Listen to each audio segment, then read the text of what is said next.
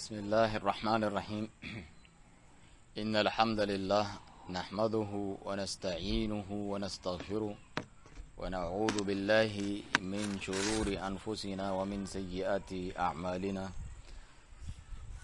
من يهده الله فلا مضل له ومن يضلل فلا هادي له، وأشهد أن لا إله إلا الله وحده لا شريك له، وأشهد أن محمدا عبده ورسوله صلی اللہ علیہ وعلى آلہ وصحبہ وسلم تسلیما کثیرا.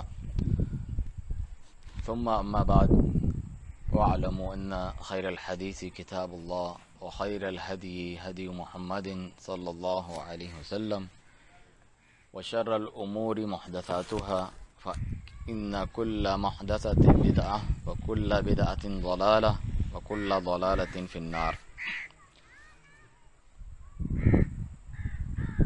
الحمدللہ اللہ سبحانہ تعالیٰ کی نعمت اور اس کے فضل سے تمام اچھے کام کامیابی سے انجام پذیر ہوتے ہیں، مکمل ہوتے ہیں. الحمدللہ الذی بنعمتہ تتم الصالحات.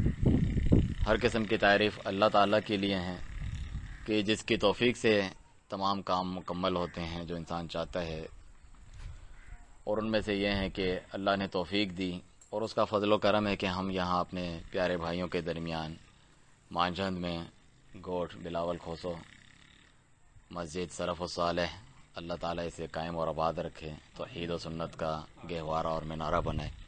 اپنے ساتھیوں کے درمیان ایک مرتبہ پھر یہاں موجود ہیں، اور آج انشاءاللہ جو ہمارے درس کا موضوع ہے بہت اہم ہے. جس طرح ہم اللہ تعالیٰ کی توحید کی بات کرتے ہیں تو اس کے فوراً بعد ہمارے اسلام کی گواہی میں ہے کہ ہم محمد رسول اللہ، محمد صلی اللہ علیہ وسلم اللہ کے رسول ہیں. واشہد ان محمدا عبدہ ورسولہ، اور میں گواہی دیتا ہوں کہ محمد صلی اللہ علیہ وسلم اللہ کے رسول اور بندے ہیں. یہ ہمارے ایمان کا حصہ ہے. آپ اس کے بغیر آپ کا ایمان مکمل نہیں ہے. کوئی شخص اللہ پر ایمان لاتا ہے، اس کی توحید کو مانتا ہے، لیکن وہ محمد رسول اللہ صلی اللہ علیہ وسلم کو نبی اور رسول نہیں مانتا تو وہ کافر ہے، مسلمان نہیں ہے، اس کی توحید بھی قابل قبول نہیں ہے. بلکہ کوئی شخص اللہ کی توحید کو مانے، نبی صلی اللہ علیہ وسلم کو رسول بھی مانے لیکن آخری نبی نہ مانے تو وہ بھی کافر ہیں، جس طرح قادیانی ہے. تو یہ کتنا اہم حصہ ہے. اور آپ کو اللہ کا رسول ماننے کے تقاضے ہیں جس کے بغیر یہ ایمان پورا نہیں ہوتا کہ آپ نے رسول مانا یا نہیں. جس میں سے سب سے اہم رسول اللہ صلی اللہ علیہ وسلم کی اطاعت فرمانبرداری ہے. آپ کو بھیجا اس لیے ہے کہ وہ بتائیں آپ کو کس طرح اللہ کی عبادت کرنی ہے، کس سے اللہ راضی ہوتا ہے. مقصد ہی ہے رسول کے بھیجنے کا. ورنہ اللہ تعالیٰ چاہتا سب کے لیے کتاب نازل کر دے، خود پڑھو خود سمجھو. چنانچہ یہ دین مکمل ہے اور یہ اللہ کی بہت بڑی نعمت ہے. اسی وجہ سے ہمارے آج درس کا عنوان یہی ہے کہ سنت رسول کی پیروی کرنا واجب ہے، ضروری ہے، فرض ہے ہر چیز میں آپ کے اوپر. اور اس کے برعکس جب بہت سارے مسلمانوں نے بعد میں دین ایجاد کر لیے ہیں، مختلف علماء کرام، ائمہ کرام جو دین کی دعوت دینے والے تھے، دین کی خدمت کرنے والے، علم والے تھے، لیکن ان سے غلطی بھی ہو سکتی ہے کیونکہ وہ نبی اور معصوم تو نہیں ہیں. تو ان کے جو ہے عزت احترام کرنا، سب چیزیں اور ان کے علم سے فائدہ اٹھانا ہے، مگر یہ ان کی اندھی تقلید نہیں کرنی ہے. اطاعت صرف رسول اللہ صلی اللہ علیہ وسلم کی کرنی ہے. وہ بھی انہی کا راستہ بتا کر گئے. جہاں تک وہ صحیح آپ ان کی پیروی کریں. جہاں آپ کو معلوم چل جائے کسی اور سے اور دلیل آپ کو مل جائے تو آپ دلیل کی پیروی کریں. اللہ نے آپ کو اس کا پابند کیا ہے. تو اسی سے لے کر عنوان یہ ہے کہ سنت رسول کی پیروی کرنا فرض ہے. اور دیگر لوگوں نے جو مختلف شخصی تقلیدیں اور مذاہب بنا رکھے ہیں کہ ان کی بھی پیروی کرنی چاہیے، جو ہے حنفی، شافعی، مالکی، حنبلی کر کے کہ چار مذاہب گویا کہ اللہ نے کوئی نازل کیے ہیں کہ اسی میں مختلف علاقوں کے لوگوں کو رہنا ہے، زندگی بسر کرنی ہے. اس کے بارے میں کہ یہ ناجائز ہے، یہ حرام ہے کسی کے اوپر پابند کرنا اس کو اس چیز کا. اور اسی وجہ سے لوگ تعصب بھی کرتے ہیں، ایک دوسرے سے نفرت کہ وہ میرے امام کا ماننے والا نہیں ہے، یہ میرے امام کے ماننے والا نہیں ہے، یہ ہم اس مذہب کی پیروی کرتے ہیں، حدیثیں بتا دیں، آیتیں بتا دیں، نہیں ہم چھوڑیں گے، اور وہ اس کی پیروی کرتے ہیں. تمہارے لیے تمہارا مذہب، ہمارے لیے ہمارا مذہب. اتنی بری صورتحال جیسے کہ کوئی الگ الگ دین ہے. لکم دینکم ولی دین، جیسے اسلام ہے اور غیر اسلام ہے کہ تیرا کوئی الگ دین ہے، میرا کوئی الگ دین ہے، تو اس سے راضی میں اس سے راضی. تو یہ بہت بدترین مسلمانوں کی تفرقے بازی کی صورتحال ہے. تو اس میں یہ جاننا ضروری ہے ہمیں کہ ہم کس چیز کی پیروی کریں، اطاعت کریں، اور کس چیز سے جو ہے ہمیں پرہیز اور اجتناب کرنا چاہیے تاکہ صحیح اسلام کے اوپر ہم عمل کر سکیں۔ اللہ سبحانہ تعالیٰ کا فرمان ہے الیوم اکملت لکم دینکم واتممت علیکم نعمتی ورضیت لکم الاسلام دینا،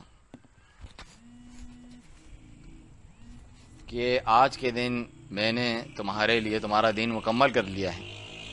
اس کا مطلب اس میں کوئی کمی زیادتی کی گنجائش نہیں ہے کہ ہم اس میں کچھ کم کر لیں یا کچھ بڑھا دیں اپنی مرضی سے۔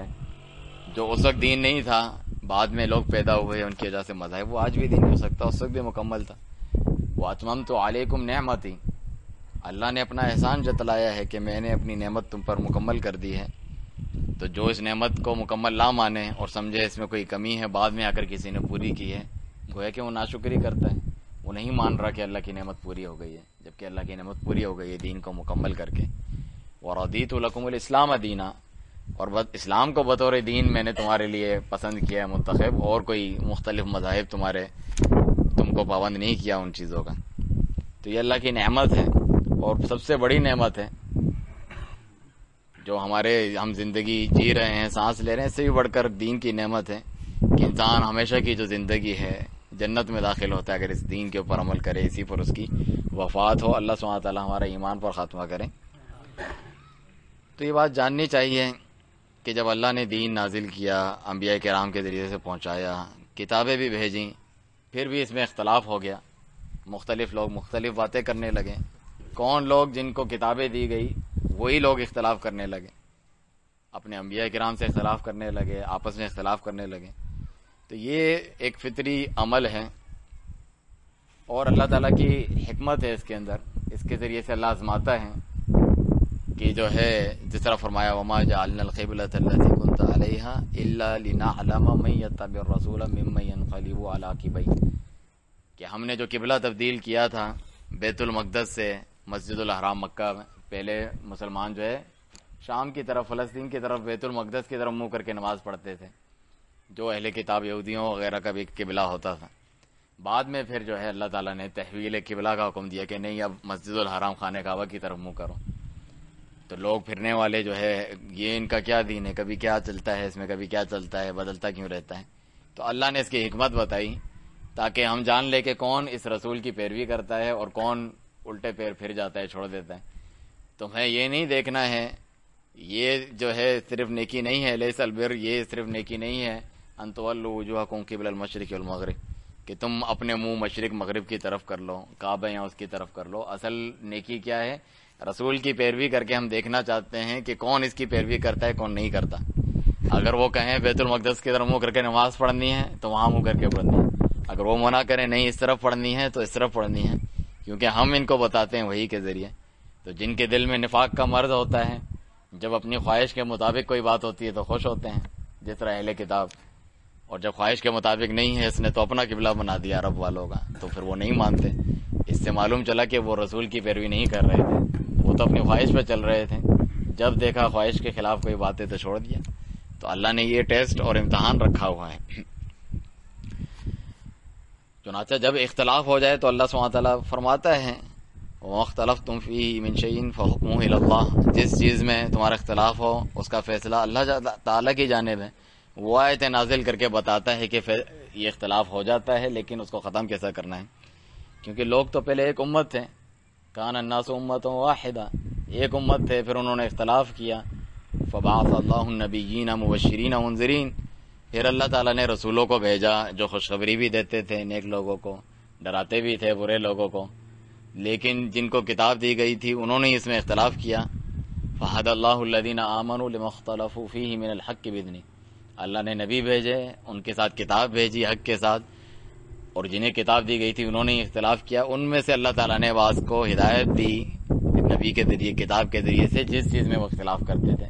تو اللہ بعض کو ہدایت بھی دیتا ہے اپنے فضل و کرم سے، اور بعض کو اللہ گمراہ کرتا ہے اپنے عدل سے، اپنی حکمت سے، جو اس کے لائق ہوتے ہیں۔ اسی طرح یہ جو اختلاف ہے کسی بھی چیز میں ہو سکتا ہے، عقیدے میں بھی ہو سکتا ہے، جس طرح آپ دیکھتے ہیں مختلف فرقے، اعمال میں بھی ہو سکتا ہے، جس طرح ہم عبادت کے مختلف طریقے، نماز پڑھنے کے مختلف طریقے دیکھتے ہیں، لوگوں میں، مسلمانوں کے اندر مختلف مذاہب الگ الگ طریقے سے پڑھتے ہیں، تو دونوں میں اختلاف ہو سکتا ہے، ممکن ہے، لیکن اختلاف ہو جانا بڑی بات نہیں ہے اللہ کے نزدیک. اس کو برقرار رکھنا، اس کا فیصلہ نہ کرنا اللہ اور اس کے رسول صلی اللہ علیہ وسلم کی طرف لے جا کے، کتاب و سنت کی طرف لے جا کے، یہ بری بات ہے. چنانچہ اس کا حل بھی اللہ تعالیٰ نے بتایا ہے کہ جو ہے، یا ایھا الذین آمنوا، اے ایمان والو، اطیعوا اللہ و اطیعوا الرسول، اطاعت فرمانبرداری کرو اللہ کی، کیا صرف اللہ کی نہیں، وہ اطیعوا الرسول، رسول اللہ صلی اللہ علیہ وسلم کی بھی اطاعت کرو. دونوں کی مکمل اطاعت ہے. جو چیز رسول کہیں وہ ایسے ہی ہے جیسے اللہ نے کہی ہے. وَأُولِي الْأَمْرِ مِنْكُمْ، اور جو تمہارے اولی الامر ہیں، تمہارے حکمران ہوں یا تمہارے علماء ہیں، ان کی بھی بات مانو. لیکن اگر اختلاف ہو جائے تم میں اور حکومت میں، آپس میں، لوگوں میں، مختلف مسلمانوں میں اختلاف ہو جائے، فَإِن تَنَازَعْتُمْ فِي شَيْءٍ فَرُدُّوهُ إِلَى اللَّهِ وَالرَّسُولِ. کتنا آسان حل بتا دیا سورۃ النساء میں، کہ اگر اختلاف ہو جائے تمہارے درمیان تو اس کو پھیر دو، لوٹاؤ کس کی طرف؟ اللہ اور اس کے رسول کی طرف. جس طرح سلف صالحین فرماتے ہیں، اللہ کی طرف لوٹانے کا کیا مطلب؟ قرآن مجید کی طرف دیکھو کیا حکم ہے اس سے. رسول کی طرف لوٹانے کا کیا مطلب؟ جب آپ زندہ تھے آپ کے پاس جا کے فیصلے کراتے تھے، اور جب آپ نہیں ہے تو آپ کی سنت موجود ہے، حدیثیں موجود ہیں، اس کی طرف لے جاؤ، یعنی کتاب و سنت کی طرف. ذالک خیر ان کنتم تؤمنون باللہ والیوم الآخر. اور یہ ایسی چیز نہیں ہے کہ جس میں آپ کی مرضی ہے، اختیار ہے، کر لو تو اچھی بات ہے، نہیں کرو تو کوئی مسئلہ نہیں. ایسا نہیں ہے. اگر تم واقعی اللہ اور آخرت پر ایمان رکھتے ہو تو تمہیں یہ کرنا ہوگا. نہیں کرتے، اپنے اختلاف کو ان کی طرف نہیں لوٹاتے، گویا کہ اللہ اور آخرت پر ایمان نہیں ہے تمہارا صحیح. اور یہ جب تم کر لو گے اس کا فائدہ بھی ہے. ذالک خیر و احسن تاویلا، یہ اچھا بھی ہے، بہت بہتر ہے، بہترین ہے. اس کا آخری انجام بھی بہت اچھا رہے گا. تم نہیں لوٹاؤ گے تو آخری انجام اچھا نہیں رہے گا. جس طرح قرآن میں بھی ذکر ہے کہ اگر یہ آپ کی بات نہیں مان، فَإِنْ آمَنُوا بِمِثْلِ مَا آمَنْتُمْ بِهِ فَقَدِ اهْتَدَوْا وَإِنْ تَوَلَّوْا فَإِنَّمَا هُمْ فِي شِقَاقٍ. کہ اے صحابہ، جس طرح تم ایمان لائے ہو، اگر یہ ایمان لائیں، وہ کس طرح لائے تھے کہ جو بھی اختلاف ہوتا وہ کتاب و سنت کی طرف رجوع کرتے، تو یہ لوگ ہدایت پہ رہیں. اگر نہیں کرتے فَإِنَّمَا هُمْ فِي شِقَاقٍ، تو پھر وہ اختلاف میں ہی پڑے رہیں گے، اس کا انجام اچھا نہیں ہے. تو ادھر آپ دیکھیں اس آیت میں اللہ تعالیٰ نے جو حکم دیا ہے اپنی اور رسول صلی اللہ علیہ وسلم کی اطاعت کا، وہ مستقل طور پہ دیا ہے. اطیعوا اللہ اطیعوا الرسول، اللہ کی بھی اطاعت کرو، رسول کی بھی. لیکن جو تیسرا حکم دیا ہے وہ مستقل نہیں دیا ہے، یعنی الگ سے نہیں ہے. وہ اللہ اور اس کے رسول کی اطاعت کے اندر اگر کوئی حکم دیتا ہے آپ کو، چاہے وہ حکمران ہوں، چاہے وہ علماء ہوں، تو ان کی اطاعت ہوگی. لیکن اگر وہ ان کے حکم سے ہٹ کر ہیں تو پھر ان کی اطاعت نہیں ہوگی. ان کی غیر مشروط اطاعت ہے، یعنی کوئی شرط نہیں ہے، اللہ کی اطاعت کرنی ہی کرنی ہے، رسول کی اطاعت کرنی ہی کرنی ہے. پوچھنا نہیں ہے کہ دلیل کیا، وہ خود دلیل ہے. قرآن خود دلیل ہے، سنت خود دلیل ہے. لیکن اس کے علاوہ جو کوئی بات کرتا ہے، چاہے وہ حکومت ہو، چاہے وہ علماء ہو وغیرہ، تو پھر ان سے دلیل لی جائے گی. اگر وہ کتاب و سنت کے مطابق ہے تو ٹھیک ہے، نہیں تو کتاب و سنت کی جانب رجوع کیا جائے گا، اختلاف کی طرف. یہی اختلاف کو ختم کرنے کا طریقہ ہے، اور صحابہ کرام سلف صالحین بھی یہی کیا کرتے تھے. اور اللہ سبحانہ تعالیٰ نے تو اس کو امتحان بنایا ہے تمام لوگوں کے لیے.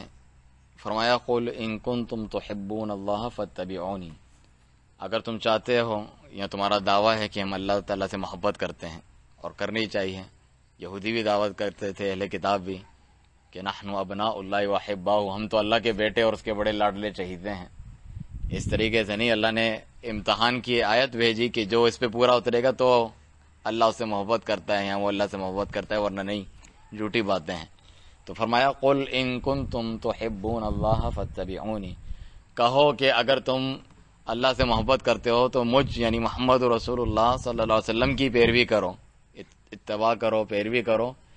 یحببکم اللہ، خود اللہ تم سے محبت کرے گا.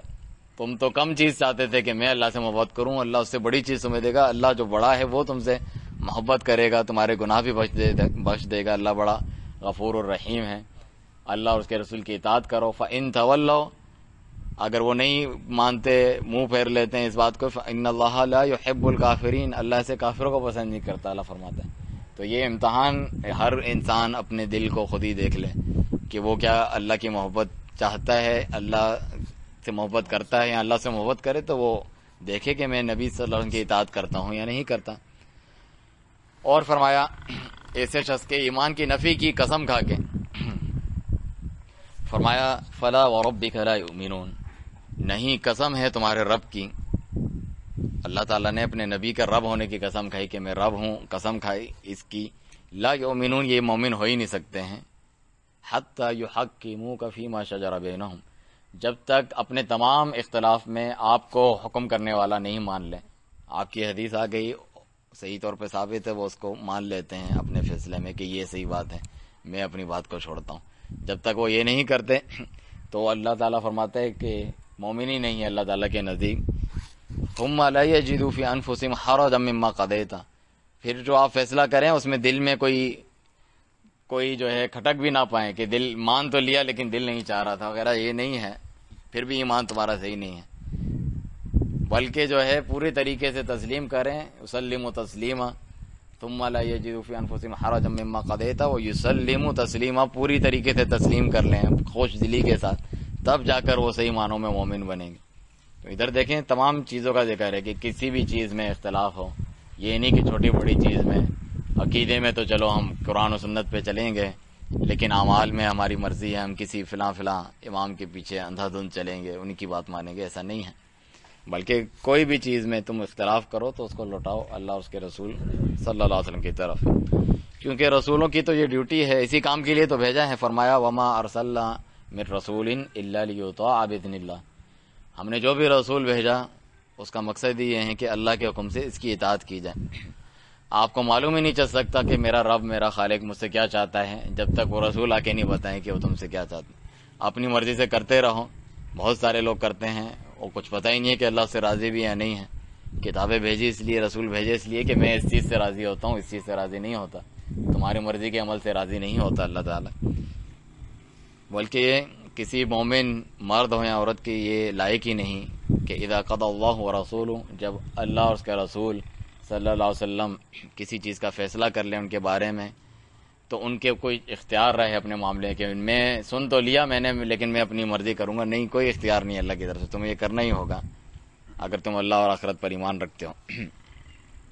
منافقوں کا بلکہ یہ کام بتایا کہ جب انہیں اللہ کی طرف وإلی الرسول، رسول کی طرف بلایا جاتا ہے، رأیت المنافقین یصدون عنک صدودا، تو آپ دیکھیں گے منافقین جو ہے دور ہٹنے کی کوشش کرتے ہیں، نہیں آتے، خود بھی رکتے ہیں، دوسروں کو بھی نہیں آنے دیتے کہ ہمیں اللہ اور اس کے رسول کا فیصلہ نہیں چاہیے، ہمیں کتاب و سنت کی طرف نہیں آنا، جو کچھ ہمارے پاس ہے وہ کیا کہتے تھے ہمارے باپ دادے جس چیز پہ چلے آ رہے ہیں، ہمارے بڑے جس چیز پر چلے آ رہے ہیں ہم اسی کی پیروی کریں گے۔ قیامت کے دن وہ انگلیاں چبائیں گے کہ ہم جو ہے کاش رسول کی اطاعت کرتے، انا اطعنا سادتنا و کبراءنا، ہم نے اپنے سادات بڑوں کی اور سرداروں کی جن کو ہم نے سربراہ بنایا تھا ان کی پیروی کی۔ دیکھیں قیامت کے دن بھی کس چیز پہ پچھتاوا ہے کہ آج میں رسول کی پیروی کرتا اور دوسرے جو بڑے میں نے بنائے تھے ان کی نہ کرتا۔ اور اللہ سبحانہ تعالیٰ نے ڈرایا اس بات سے جو مخالفت کرتے ہیں رسول اللہ صلی اللہ علیہ وسلم کی بات کی، فرمایا فَلْيَحْذَرِ الَّذِينَ يُخَالِفُونَ عَنْ أَمْرِهِ أَن تُصِيبَهُمْ فِتْنَةٌ أَوْ يُصِيبَهُمْ عَذَابٌ أَلِيمٌ، ان لوگوں کو ڈرنا چاہیے کہ جو اس رسول کے حکم کی مخالفت کرتے ہیں کہ انہیں کوئی فتنہ ہے، وہ کسی آزمائش میں مبتلا ہو جائیں گے اللہ کی طرف سے، یا ان کو دردناک عذاب اللہ کی طرف سے پڑے گا۔ امام احمد بن حنبل امام اہل السنہ والجماعہ فرماتے ہیں کہ فتنے سے مراد یہ ہے کہ بڑے سے بڑے فتنہ شرک تک میں اگر اللہ کے رسول صلی اللہ علیہ وسلم کی کسی بات کو کوئی ٹھکرا دے، نہیں مانے، تو اللہ تعالیٰ کسی بھی فتنے میں یہاں تک کہ شرک تک میں اس کو مبتلا کر سکتا ہے، تو ڈرنا چاہیے۔ یہ تو اس میں کتنی آیات ہیں، اتنی آیات ہیں بے شمار ہے کہ پڑھتا جائے انسان، اس میں کسی کو شک بھی نہیں ہو سکتا کہ رسول اللہ صلی اللہ علیہ وسلم کی اطاعت کرنی ہے، اختلاف میں انہی کی جانب جو ہے رجوع کرنا ہے۔ جس طرح فرمایا وما آتاکم الرسول فخذوہ وما نہاکم عنہ فانتہوا، جو چیز رسول تمہیں دیں اسے لے لو، جس چیز سے منع کریں اسے چھوڑ دو، کیونکہ یہ اپنی مرضی سے نہیں کہتے، وما ینطق عن الہوى ان هو الا وحی یوحی، یہ اپنی خواہش سے کچھ نہیں کہتے، یہ تو وہی ہے جو اللہ تعالیٰ بھیجتا ہے ان کی طرف، وہی آگے بتاتے ہیں۔ ابو ہریرہ رضی اللہ عنہ اور ایک دوسرے صحابی عبداللہ بن عمرو العاص تھے جو لکھا کرتے تھے حدیثوں کو، تو ان کی حدیثیں زیادہ ہوتی تھی کہ وہ لکھ لیا کرتے تھے، پھر کسی نے انہیں کہا کہ تم ہر چیز لکھ لیتے ہو جو رسول اللہ صلی اللہ علیہ وسلم کہتے ہیں، کبھی وہ غصے میں ہوتے ہیں، کبھی خوش ہوتے ہیں، کبھی کیا بات کہتے ہیں، ہر چیز تھوڑی لکھنی چاہیے، انسان کبھی کس حال میں ہوتا ہے. تو وہ رک گئے تھے لکھنے سے. تو نبی صلی اللہ علیہ وسلم نے پوچھا کہ ایسا کیوں کر رہے ہو؟ کہا کہ لوگوں نے یہ کہا ہے. تو کہا کہ اللہ کی قسم تم لکھو، میری زبان سے حق نکلتا ہے، جس بھی حال میں ہوں اللہ کی طرف سے وہ بات کرتے ہیں جو بھی بات کرتے ہیں. تو آپ کی تو ہر چیز دلیل ہے. نبی صلی اللہ علیہ وسلم جو کہیں وہ بھی دلیل ہے، جو کریں وہ بھی دلیل ہے. آپ خاموش ہو جائیں، کوئی کام کر رہا ہے اس کو کچھ نہ کہیں تو وہ بھی دلیل ہے. دنیا میں واحد جو ہے ہستی ہیں کہ جس کی خاموشی بھی دلیل ہے، یعنی خاموش ہیں تو وہ بھی دلیل ہے کہ وہ کام صحیح ہے. جس طرح ائمہ کرام فرماتے ہیں دنیا میں صرف دو لوگ ہیں جس کی خاموشی بھی دلیل ہے. ایک تو نبی صلی اللہ علیہ وسلم میں، دوسری کنواری لڑکی کے بارے میں کہا کہ اگر جو سے پوچھا جائے کہ یہاں شادی کے لیے تم راضی ہو نہیں ہو تو وہ شرم کے مارے نہیں بتاتی ہے، تو خاموش رہنا اس کی دلیل ہے کہ وہ راضی ہے، کیونکہ اگر وہ راضی نہیں ہوتی تو بول دیتی. تو یہ دلیل ہے. اللہ سبحانہ تعالیٰ کی طرف سے یہ ڈیوٹی دی گئی ہے کہ اے نبی بلغ ما انزل الیک من ربک، اے نبی جو اللہ کی طرف سے تمہیں بتایا ہے سب آگے بتا دو. وَإِن لَّمْ تَفْعَلْ فَمَا بَلَّغْتَ رِسَالَتَهُ، آپ نے ایسا نہیں کیا اگر تو آپ نے رسالت کی جو ڈیوٹی تھی حق ادا نہیں کیا. جبکہ ہم سب کا ایمان ہے، آپ نے حق ادا کیا. آپ نے سب کو گواہ بھی کیا حجۃ الوداع میں جاتے جاتے، الا هل بلغت، میں نے پیغام پہنچا دیا ہے. تو سب نے کہا آپ نے پیغام پہنچا دیا ہے. آپ نے سب کو گواہ بھی کیا، اللہم فشہد، اللہ تعالیٰ کو بھی اس پہ گواہ کیا، اللہ گواہ رہنا میں نے پیغام پہنچا دیا ہے. تبھی امام مالک رحمہ اللہ فرماتے ہیں، امام دار الحجرہ، کہ جو نئی چیزیں دین میں ایجاد کرتے ہیں اور سمجھتے ہیں بڑی اچھی چیز ہے، بدعات ایجاد کرتے ہیں، تو وہ گویا کہ اس آیت کے اوپر تان کرتے ہیں کہ نبی صلی اللہ علیہ وسلم نے اپنی ڈیوٹی پوری نہیں کی، کیونکہ یہ ایک اچھا کام تھا. جیسے بعد میں لوگوں نے عید میلاد النبی بنا لیا، جو رہ گیا آپ سے بتانا، جبکہ آپ نے دعویٰ کیا، اللہ نے حکم دیا کہ سب پہنچا دو، جبکہ آپ نے یہ نہیں پہنچایا. تو یہ غلط یعنی تصور ہے. جو یہ کرتا ہے بہت بڑا جرم کرتا ہے، اس کو احساس ہی نہیں ہے کہ اس میں کیا برائی ہے، میں تو اچھا کام کر رہا ہوں. احادیث میں آپ دیکھیں نبی کریم صلی اللہ علیہ وسلم کا فرمان کہ من اطاعنی فقد اطاع اللہ، جس نے میری اطاعت کی اس نے اللہ ہی کی اطاعت کی. یہ دونوں کوئی الگ چیزیں نہیں ہیں. وہ اللہ کے حکم سے، اللہ جو وحی بھیجتا ہے قرآن کے ذریعے بھی، جو ظاہر ہوتی ہے وہی خفی حدیث کے ذریعے بھیجتا ہے، دونوں اللہ کی طرف سے ہیں. تو دونوں میں کوئی فرق نہیں ہے. قرآن کی وضاحت کرتی ہیں حدیث، نبی صلی اللہ علیہ وسلم کی سنت آپ عمل کر کے بتاتے ہیں. کچھ چیزیں عام ہوتی ہیں قرآن میں، وہ بتاتے ہیں کہ اس میں سے یہ چیز خاص ہے، وہ اس کی تفسیر کرتی ہیں. اسی لیے فرمایا کہ وما نہیتکم عنہ فاجتنبوہ، فرمایا اس سے پہلے کہ تم سے پہلے جو لوگ تھے وہ اس لیے برباد ہوئے، نبیوں سے اختلاف کرتے تھے. وہ جو بات کرتے ہیں اس کو نہیں مانتے یا اس میں کیڑے نکالتے، اس پر عمل نہیں کرتے، اور زیادہ سوال کرتے بغیر عمل کے. سوال کرتے رہو، عمل نہیں کرنا ہے، بس یہ کیا یہ کیا، تو یہ پسند نہیں ہے اللہ تعالیٰ کو. وہ یہ کرتے تھے. پھر آگے فرمایا کہ دعونی ما ترکتکم، جب تک میں تمہیں چھوڑے رکھوں تم بھی مجھے چھوڑے رکھو، یعنی پیچھے نہیں پڑا کرو بار کی حال یہ کیا یہ کیا، جب بتانا ہوگا بتا دیں گے اللہ تعالیٰ کے حکم سے. تو فرمایا کہ جس چیز سے منع کروں اس سے بچو، وہ کام نہ کرو. وما امرتکم بہ فأتوا منہ ما استطعتم، جس چیز کا میں تمہیں حکم دوں تو اسے کرو، جس سے منع کروں اسے نہ کرو، جس کا حکم دوں اسے کرو اپنی طاقت بھر، جتنا کر سکتے ہو کرو، انسان کی جتنی طاقت ہے. تو اس میں شرط نہیں لگائی، طاقت سے بڑھ کر اللہ کسی کے اوپر بوجھ نہیں ڈالتا. یہاں تک کہ فرمایا آپ صلی اللہ علیہ وسلم نے کہ کل امتی یدخلون الجنہ، میری پوری امت جو ہے جنت میں داخل ہوگی، الا من ابا، سوائے وہ شخص جو خود جنت میں نہیں جانا چاہتا. تو صحابہ بھی حیران ہوئے، آپ بھی حیران ہوں گے کہ کون بے وقوف ہے ایسا بدبخت جو جنت کا سنے اور اس میں جانا نہیں چاہتا. ہر کوئی جنت میں جانا چاہتا ہے. ابھی آپ نے جو ہے نماز میں آیتیں سنی وغیرہ، مشرکین بھی جو ہے اور یہود و نصارہ بھی خواہش کرتے ہیں جنت میں ہم جائیں گے، بلکہ وہ کہتے ہیں ہم ہی تو جائیں گے، اور کوئی لا يدخل الجنت الا من کان هودا او نصارى، یہودی اور نصرانی ہی تو جنت میں جائیں گے، ہمارے لیے جنت بنی ہے، ہم اللہ کے چاہتے ہیں. ہر کوئی جنت میں جانا چاہتا ہے. تو صحابہ حیران کون جنت میں نہیں جانا چاہتا. فرمایا من اطاعنی دخل الجنہ، جس نے میری بات مانی وہ جنت میں جائے گا. ومن عصانی، جس نے میری بات نہیں مانی، نافرمانی کی، اس نے خود ہی انکار کیا جنت میں جانے میں، کیونکہ جنت میں جانے کا ایک ہی راستہ ہے، میری اطاعت کے ذریعے ہی وہ جنت میں جا سکتا ہے. اور اسی لیے تو ہم کہتے ہیں کہ قرآن و کتاب و حکمت، قرآن و سنت، یہ دونوں اللہ کی جانب سے وحی اور دلیل ہے. رسول اللہ صلی اللہ علیہ وسلم نے پہلے ہی ایسے لوگوں کی نشاندہی کر دی تھی اور ہمارے زمانے میں بھی ایسے گمراہ بدبخت لوگ موجود ہیں، کہتے ہیں ہم صرف قرآن کو مانتے ہیں، حدیثوں کو نہیں مانتے، لوگوں نے بعد میں لکھی اپنی مرضی کی بنائی ہوئی، ایسا نہیں ہے۔ صحابہ نے پوری امانت سے آگے پہنچائی، اور جن اپنے شاگردوں کو پہنچائی انہوں نے آگے پہنچائی، جو اس میں غلط تھی ضعیف تھی اس کو بھی بتا دیا، اس کو الگ کر دیا، اس کو چھانٹی کر دیا۔ جس طرح دنیا میں چیزیں 1 نمبر بھی ملتی ہے 2 نمبر بھی، تو ہم وہ اصل چیز تلاش کرتے ہیں، اس کو لیتے ہیں، چھوڑ تھوڑی دیتے ہیں کہ ہم دودھ ہی نہیں پیئیں گے کیونکہ ملاوٹ والا آتا ہے ہم چھوڑ ہی دیا ہم پیتے ہیں، ایسا نہیں ہے۔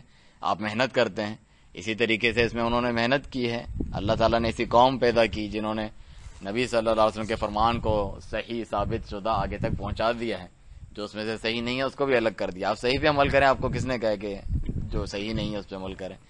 تو فرمایا کہ ایسا بھی دور آئے گا کہ تم میں سے کوئی شخص اپنے پلنگ پہ مزے سے لیٹا ہوگا ٹیک لگا کے، اسے یعنی دنیا میں عیش و عشرت پیسہ مل رہا ہے سب کچھ، آپ دیکھتے ہیں اتنے لوگ بیٹھے ہوتے ہیں، میڈیا فلانا ایسی چل رہے ہیں، مزے آ رہے ہیں سب کچھ، ان کو باہر سے بھی فنڈنگ ہوتے ہیں کیا کچھ، اور وہ کہتے ہیں کہ ہم جو ہے صرف قرآن کو مانیں گے، جو اس میں حلال ہے حرام ہے وہی مانیں گے، اس کے علاوہ نہیں مانیں گے، جبکہ میرا فرمان اور حدیث اس کے پاس ہے وہ اس کو ٹھکرا دے، نہیں مانتا میں، نہ پاؤں میں تم میں سے کسی کو یہ حرکت کرتے ہوئے۔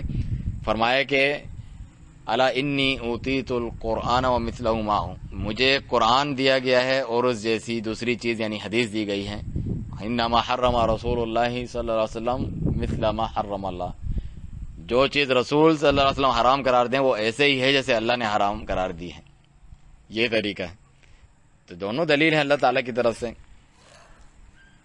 فرمایا کہ مجھ سے پہلے بھی کوئی نبی اللہ نے نہیں بھیجا مگر سب کی یہی ڈیوٹی تھی کہ ہر وہ عمل بتائے جو جنت کے قریب کر سکتا ہے اور جہنم سے بچا سکتا ہے، اور ہر اس عمل سے خبردار کر دے جو جہنم میں لے جائے اور جنت سے دور کرے۔ جو تمہیں اللہ سے قریب کرے وہ عمل بتا دیا ہے، جو اللہ سے دور کرے وہ بھی بتا دیا ہے۔ ہر وہ خیر ما یعلمہ لہم، جو اپنی امت کے لیے جانتا ہے نبی وہ اس کو بتا دیتا ہے ساری چیزیں، اور ہر وہ برائی جو وہ جانتا ہے ان کو مل سکتی ہے وہ اس میں پڑھ سکتے ہیں، اس سے خبردار کر کے جاتا ہے۔ اسی لیے رسول اللہ صلی اللہ علیہ وسلم نے بھی پورے طریقے سے ذمہ داری کو ادا کیا، سب سے بہترین طریقے سے، یہ ہمارا عقیدہ اور ایمان ہے۔ اور آخر میں فرما دیا کہ وہ کیا چیزیں ہیں میں جو چھوڑ کے جا رہا ہوں، ترکت فیکم امرین، میں تمہارے درمیان 2 چیزیں چھوڑ کے جا رہا ہوں، لن تضلوا ما ان تمسکتم بہما، تم کبھی گمراہ نہیں ہوگے اگر ان دونوں کو مضبوطی سے پکڑے رہو گے، کتاب اللہ و سنتی، اللہ کی کتاب اور میری سنت۔ ایک روایت میں اللہ کی کتاب اور میرے جو اہل بیت ہیں، اور اہل بیت کون ہیں؟ وہ صحابہ ہیں، اور صحابہ کے ذریعے سے حدیث آئی ہے، تو اس کا بھی معنی یہی ہے۔ اس کا معنی وہ نہیں ہے جس طرح رافضی شیعہ وغیرہ بیان کرتے ہیں، بلکہ اس کا معنی بھی یہی ہے کہ کتاب و سنت، ان کے ذریعے سے بھی تو سنت ہی آئی ہے، تو اس کی تفسیر ہے۔ جس طرح دوسری حدیث میں فرمایا کہ جو ہے رسول اللہ صلی اللہ علیہ وسلم نے اختلاف کا ذکر فرمایا، اور اس کے بعد کیا فرمایا کہ فَإِنَّهُ مَن يَعِشْ مِنكُمْ فَسَيَرَى اخْتِلَافًا كَثِيرًا، تم میں سے جو میرے بعد زیادہ عرصے زندہ رہے گا بہت اختلاف دیکھے گا۔ یہی چیز میں نے شروع میں بھی آپ کو بتائی کہ اختلاف ہو جاتا ہے اور ہوگا، بتا دیا ہے ہوگا، بہت زیادہ اختلاف ہوگا، اختلافاً کثیرا، چھوٹا نہیں بڑا اختلاف۔ تبھی دیکھیں آپ عقیدوں میں بھی اختلاف ہے، عمل میں بھی اختلاف ہے، کوئی چیز ایک جیسی نہیں ہے، اتنے زیادہ اختلافات ہیں۔ تو پھر آپ نے اختلافات بتا کر بس پریشان چھوڑ دیا صحابہ کرام کو، یا پھر آپ نے ان کی رہنمائی بھی کی کہ کیا کرنا ہے اس کے آگے؟ تو جس کو یہ حالت میں مبتلا اور اختلافات دیکھے امت میں، فعلیکم بسنتی وسنت الخلفاء الراشدین المہدیین من بعدی، جس طرح بھی میں نے تفسیر بیان کی، کتاب و سنت، کتاب و اہل بیت، یہی کتاب و سنت کا معنی ہے، ادھر بھی بیان کیا۔ اسے چاہیے میری سنت کو مضبوطی سے پکڑے، اپنے جبڑوں کے دانتوں سے، عضوا علیہا بالنواجذ، آپ کوئی چیز ایسے ہلکی ڈھیلی ڈالی پکڑتے ہیں وہ انسان سے چھوٹ بھی جاتی ہے۔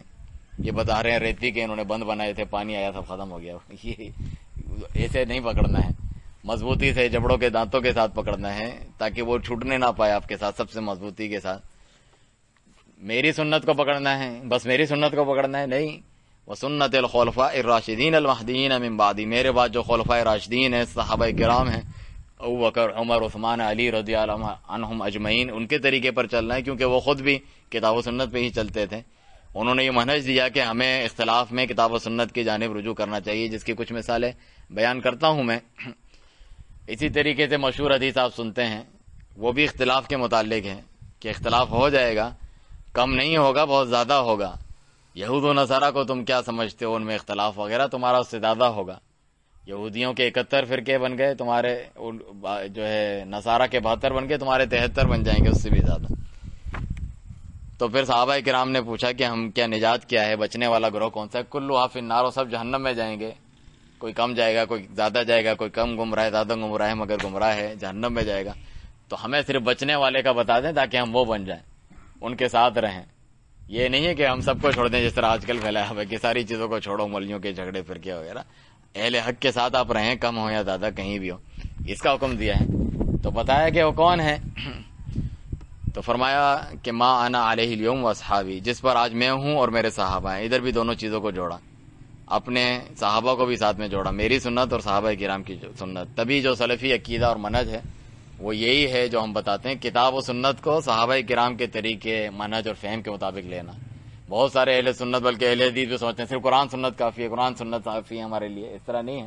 ہم کہتے ہیں کتاب و سنت کو صحابہ کے طریقے کے مطابق، کتاب و سنت کی تو ہر کوئی شیعہ سنی فلانا فلانا فرقے والے سب کہتے ہیں یہ حدیث ہے، یہ سنت ہے اور یہ آیت ہے، لیکن معنی کون سا ہوتا ہے؟ اپنی مرضی کا، جو میرے سمجھ میں آیا ہے، میرے فرقے کا، میرے بڑے نے جو بتایا وہ۔ لیکن ہمیں کن کے مطابق چلنا ہے؟ جو صحابہ کرام جو سامنے موجود تھے، جنہوں نے دیکھا قرآن کیسے نازل ہوا، کیسے عمل کیا، اس طرح کر کے لاؤ گے تو اللہ راضی ہے۔ اللہ تعالیٰ کا فرمان ہے وَمَن يُشَاقِقِ الرَّسُولَ مِن بَعْدِ مَا تَبَيَّنَ لَهُ الْهُدَى وَيَتَّبِعْ غَيْرَ سَبِيلِ الْمُؤْمِنِينَ، جو رسول کی مخالفت کرے ہدایت واضح ہو جانے کے بعد، ہدایت آ گئی، آیت آ گئی، حدیث آ گئی، رسول کی مخالفت کرے، ایک اور بری چیز وہ کرے، وَيَتَّبِعْ غَيْرَ سَبِيلِ الْمُؤْمِنِينَ، مومنوں کی راہ کے علاوہ کوئی اور راہ منتخب کرنا چاہے، چلنا چاہے۔ مومنین کون تھے اس دور میں؟ ہمارے موجود کوئی دیوبندی بریلوی لوگ تو نہیں تھے نبی صلی اللہ علیہ وسلم کے دور میں، کوئی شیعہ سنی تو نہیں تھے، صحابہ کرام تھے نا موجود، خلفائے راشدین، اہل بیت، یہ سارے صحابہ کرام، مہاجرین، انصار۔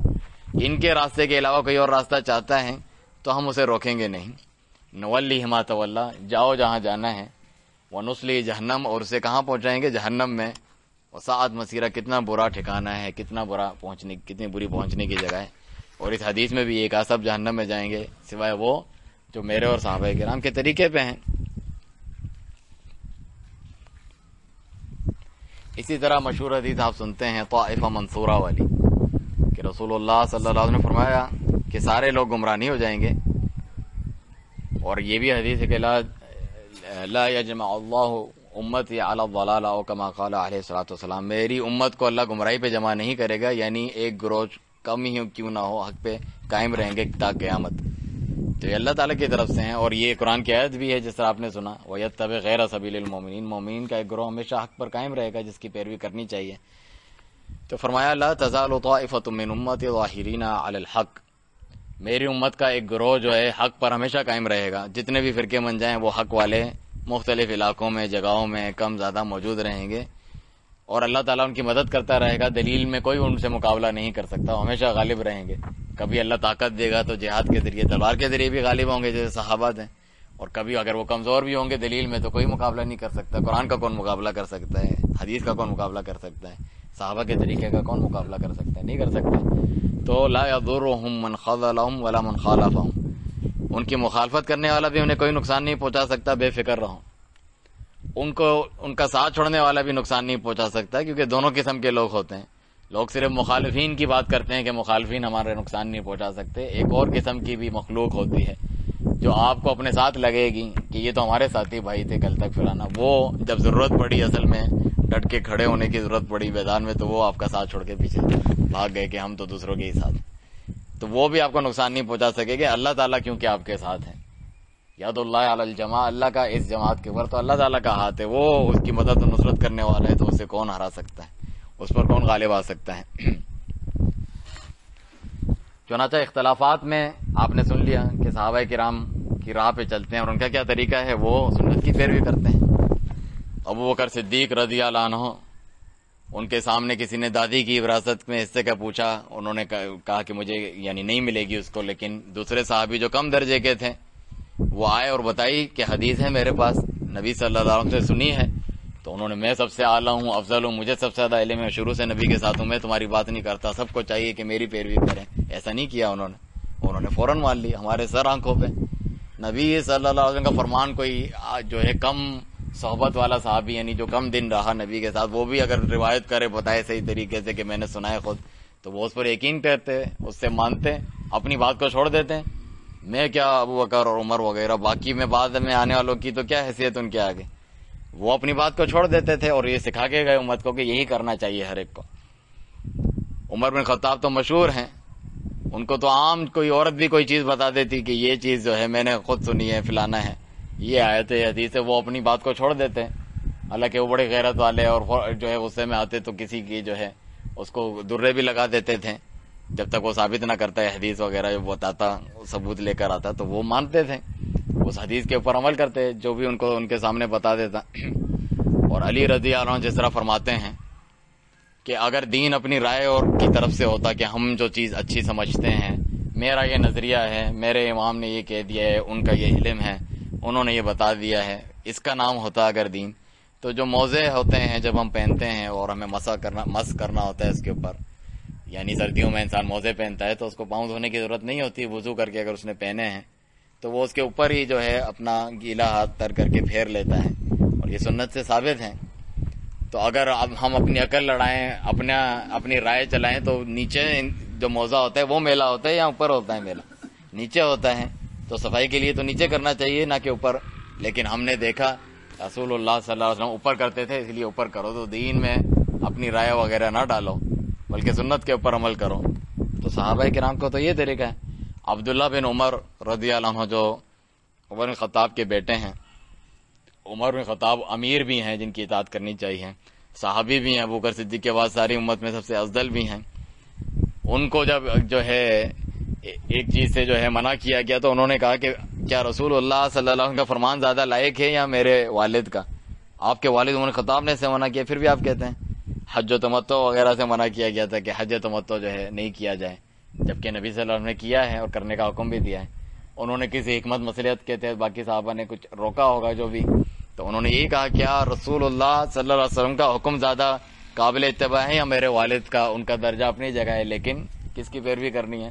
ان کی کرنی ہے۔ عبداللہ بن عباس رضی اللہ عنہ کے سامنے بھی یہی بات ذکر کی گئی تو انہوں نے جو لوگوں نے یہی جواب دیا کہ آپ یہ کہتے ہیں لیکن ابو بکر و عمر رضی اللہ عنہ کتنے بڑے درجے کے، وہ تو یہ کہتے ہیں۔ انہوں نے کہا مجھے ڈر ہے کہ تم پر ان تنزل علیکم حجارۃ من السماء، کہ آسمان سے تمہارے اوپر پتھروں کی بارش برسے اللہ کا عذاب۔ میں تمہیں کہہ رہا ہوں اقول لکم قال رسول اللہ صلی اللہ علیہ وسلم وتقولون قال ابو بکر و عمر، میں کہہ رہا ہوں کہ رسول اللہ صلی اللہ علیہ وسلم نے ایسا فرمایا، تم کہتے ہو ابو بکر و عمر نے ایسا فرمایا، کیونکہ اللہ تعالیٰ نے سختی سے منع کیا ہے یا ایھا الذین آمنوا لا تقدموا بین یدی اللہ ورسولہ واتقوا اللہ، اے ایمان والو اللہ اور اس کے رسول سے آگے بڑھنے کی کوشش نہ کرو کسی چیز میں بھی، اپنی بات بھی نہ خود اپنی بات ان سے آگے بڑھانے کی کوشش کرو، نہ جو ہے دوسروں کی بات ان کے اوپر لے جانے کی کوشش کرو، اللہ تعالیٰ سے ڈرو، اس سے منع کیا گیا ہے۔ عبداللہ بن مسعود رضی اللہ عنہ جو ہیں وہ بھی سنت کی خوب پیروی کرتے تھے، ان کو جب کہا جاتا کہ فلاں تو اس طرح نہیں کرتے، جس طرح عثمان رضی اللہ عنہ جو پوری نماز پڑھتے تھے عرفات وغیرہ میں، حالانکہ سنت ہے کہ وہاں پر قصر پڑھتے ہیں، تو آپ جو ہے یہی فتویٰ دیتے ہیں کہ نبی صلی اللہ علیہ وسلم کی سنت یہ ہے کہ 2 رکعتیں پڑھی جائیں، تو وہ یہ تو نہیں کہتے تھے کہ وہ مجھ سے سینئر ہیں، بڑے ہیں، مجھے ان کی تقلید انداز کرنی چاہیے۔ ان کے ہی مشہور اقوال میں سے ہیں کہ لا تقلدن، تم میں سے کوئی تقلید نہ کرے رجال کی، لوگوں کی اپنے دین کے تعلق سے۔ اور آپ نے ہی فرمایا امعاء نہیں بنو، امعاء کا مطلب ہوتا ہے بالکل اندھا دھند جاہل، بس ہر ایک کے پیچھے لگ، فإن آمن الناس آمنا، لوگ ایمان لائیں گے تو میں بھی ایمان لاؤں گا، لوگ کفر کریں گے میں بھی کفر کروں گا، لوگ جو کہیں گے میں بھی وہ کرتا رہوں گا، میں نے جس کو بڑا بنایا ہے میں اسی کی اندھا دھند پہ بھی تقلید کروں گا۔ عبداللہ بن مسعود رضی اللہ عنہ نے اس سے سختی سے منع کیا۔ اسی طرح عمار بن یاسر رضی اللہ عنہ ان کے پاس یہ حدیث موجود تھی کہ تیمم کیا جا سکتا ہے، کسی پہ غسل واجب ہو، پانی نہ ہو تو وہ تیمم کرے، مٹی سے تیمم کرے، وضو کی جگہ تیمم کرے۔ عمر خطاب کو حدیث یاد نہیں تھی، آپ نے کہا کہ ایسا نہیں ہے، لیکن انہوں نے یہ حدیث بتائی تو انہوں نے اس حدیث پر عمل کیا، یہ نہیں کہا کہ وہ زیادہ بڑے ہیں یا مجھے ان کی تقلید کرنی چاہیے، مجھے سنت چھوڑ دینی چاہیے، انہوں نے یہ نہیں کیا۔ اس طرح تو بہت سارے جو ہے مثالیں ہیں۔ ائمہ کرام کا آپ دیکھیں، جتنے بھی ائمہ ہیں، خصوصاً جو 4 ائمہ جن کی پیروی کی جاتی ہے، جن کی تقلید کی جاتی ہے، امام ابو حنیفہ رحمۃ اللہ علیہ، امام مالک بن انس رحمۃ اللہ علیہ، امام شافعی، امام احمد بن حنبل، اللہ کی سب پر جو ہے کروڑوں رحمتیں نازل ہوں، جنہوں نے دین کی خدمت کی، سنت کو ہم تک پہنچایا، حدیث کو جمع کیا، صحیح ضعیف الگ کی، اور یہ سب اس سے بری الذمہ ہے، سب کو بتا کر چلے گئے، کیونکہ تقلید کا مطلب کیا ہے کہ اندھا دھند بس پیروی کرنا، ایسے شخص کی پیروی کرنا جس کا قول حجت اور دلیل نہیں ہے. کیونکہ اگر رسول کی آپ پیروی کرتے ہیں تو وہ خود دلیل ہے، قرآن کی پیروی کرتے ہیں اللہ کا حکم خود دلیل ہے، تو یہ تقلید نہیں ہوگا، یہ تو اتباع ہے، پیروی جس کا حکم دیا گیا اللہ تعالیٰ کی طرف سے. تقلید ہے کہ جو چیز دلیل نہیں ہے اس کو مان لینا، کسی کی رائے کو مان لینا اللہ کے دین میں. کیونکہ اگر کوئی دلیل سے بات کر رہا ہے تو آپ نے اس دلیل کی پیروی کی ہے، کتاب و سنت کی.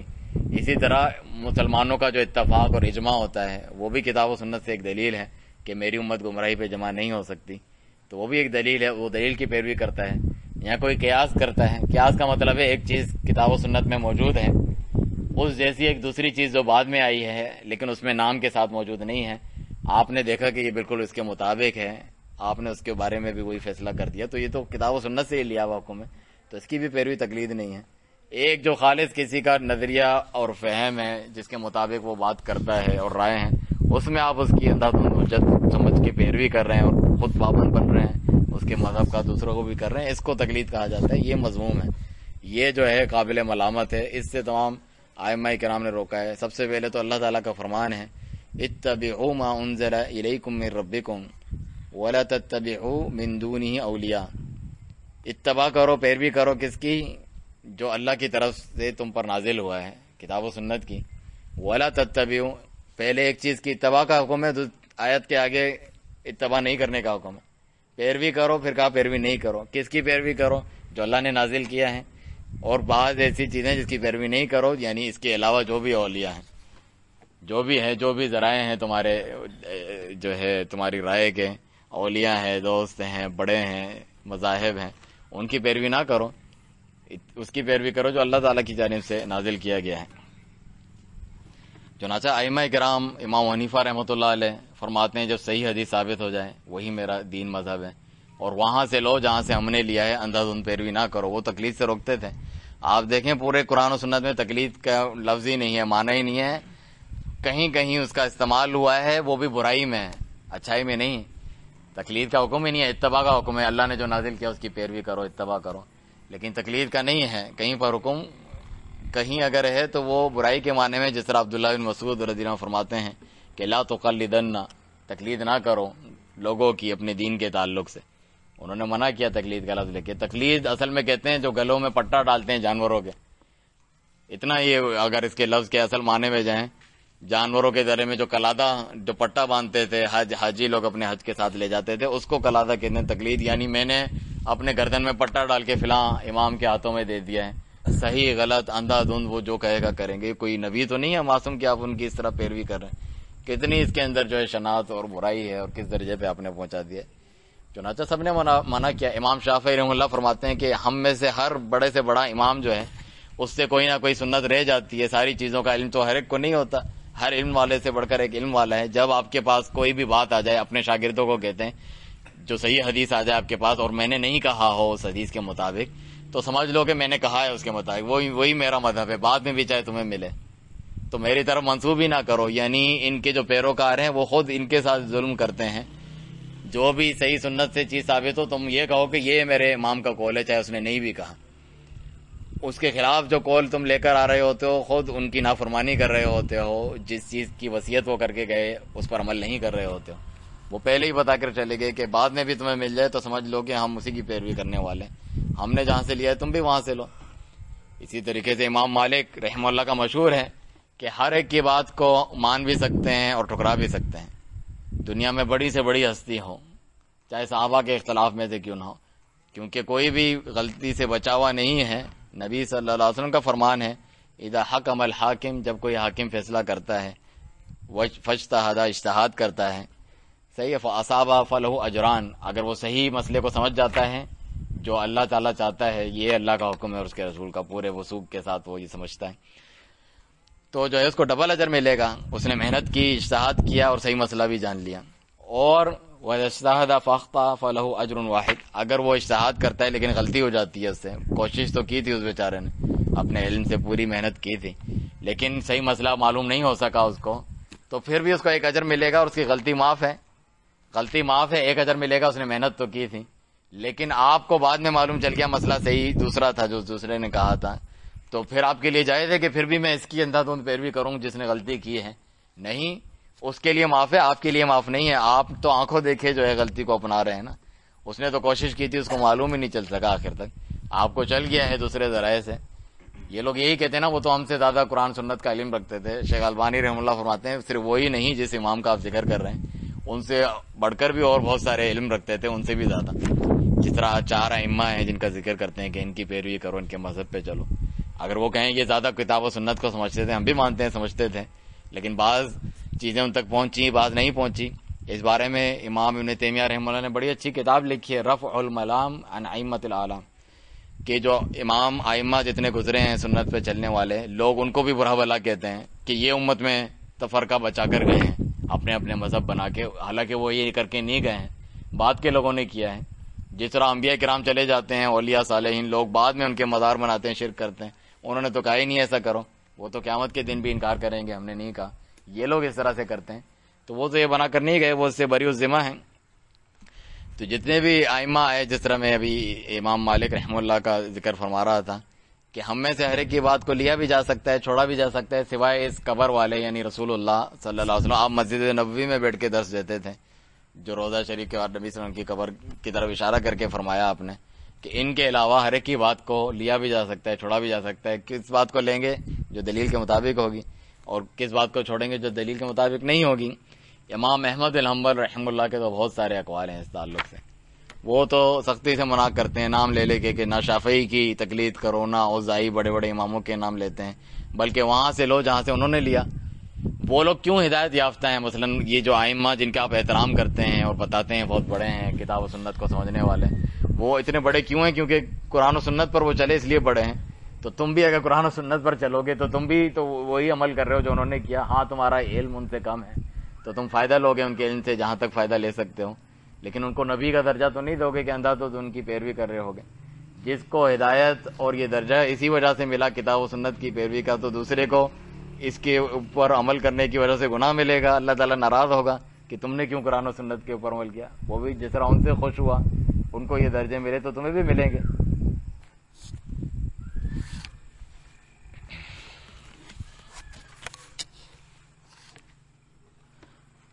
اللہ سبحانہ تعالیٰ کا قرآن مجید میں فرمان ہے، آپ دیکھیں کہ کس قدر، کیونکہ میں درس کو مختصر کرتا ہوں، اصل میں یہ میں ایک کتاب لایا تھا، اس میں بھی کافی کچھ مواد اس تعلق سے ہیں، اس کتاب کو شیخ البانی رحمہ اللہ جو ہیں انہوں نے نماز کے موضوع پر جو کتاب لکھی ہے، اس کے آگے اپنے مقدمہ بھی لکھا ہے کہ میں نے نماز کی کتاب اس لیے لکھی کہ لوگ نماز کے مسائل بیان کرتے ہیں اپنے اپنے مذہب کے مطابق، حنفی نماز، شافعی نماز، حنبلی نماز وغیرہ، جبکہ ہمیں ڈائریکٹ سنت کے مطابق نماز بیان کرنی چاہیے، چاہے وہ کسی مذہب کے مطابق بھی ہو.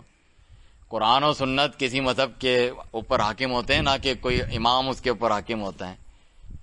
یہ جو مذہب کی اندھادھند پیروی کرتے ہیں، تعصب کرتے ہیں، وہ اتنے زیادہ گئے گزرے ہو جاتے ہیں کہ فلاں آیت اور حدیث بھی ہم نے اس لیے مانی ہے کہ ہمارے امام نے کہا تھا تو مانی ہے. تو اصل میں امام کی بات اس سے اوپر تھی، اس لیے انہوں نے اس بات کو لیا، نہ کہ آیت اور حدیث کو. اور جو صحیح مومنین ہوتے ہیں وہ کہتے ہیں آیت اور حدیث کے مطابق امام کی بات تھی تو ہم نے مانی ہے، وہ اس کے اوپر ہے، وہ اس کے اوپر فیصلہ کون ہے.